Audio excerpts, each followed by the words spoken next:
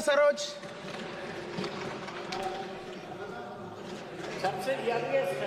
माननीय अध्यक्ष महोदय, धन्यवाद मुझे आज बोलने का अवसर देने के लिए।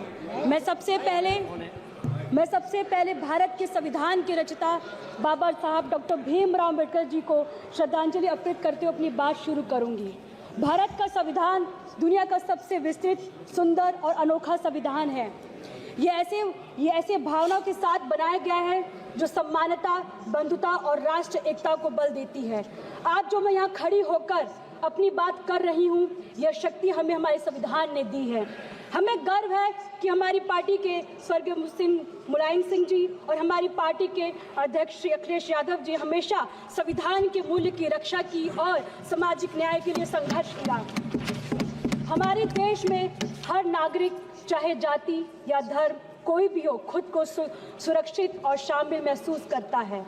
लेकिन आज के दिन हमें यह सोचने की ज़रूरत है कि क्या हम संविधान के आदर्शों के अनुसार चल रहे हैं। 2014 से पहले भारत धर्मनिरपेक्षता, समानता और न्याय के प्रतीक था। 2014 से पहले सभी सरकारों ने संविधान का आदर किया था, लोकतंत्र, धर्मनिरपेक्षता को सुरक्षित रखा।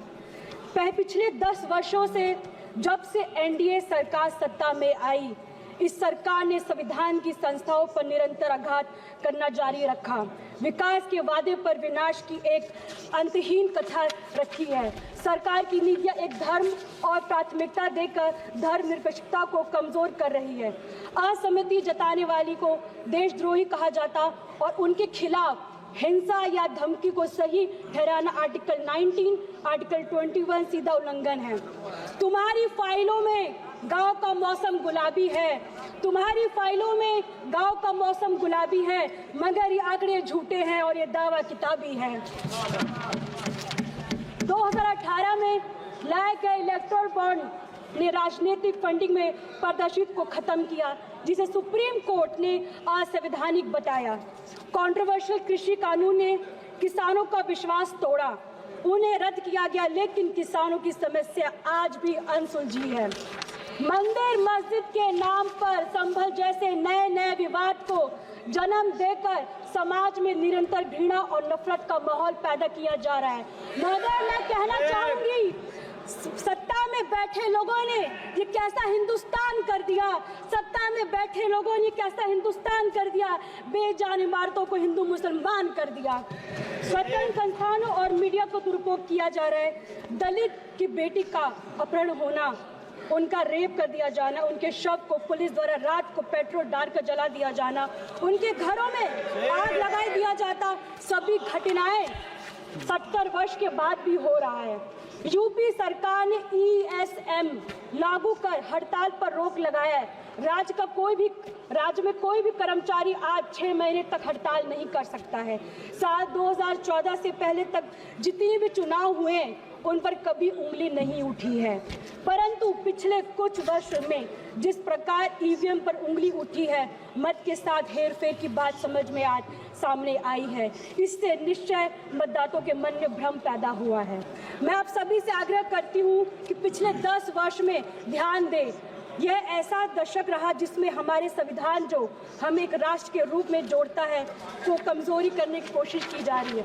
हर दिन हमें ऐसे काम और नीतियों देखने को मिलता है जहां अधिकारों और स्वतंत्रता को छीनने का प्रयास कर रहे हैं। हमें याद रखना चाहिए कि हमारे प्रियम्बल ये हमारे सामूहिक सपनों और मूल्य का प्रतीक है।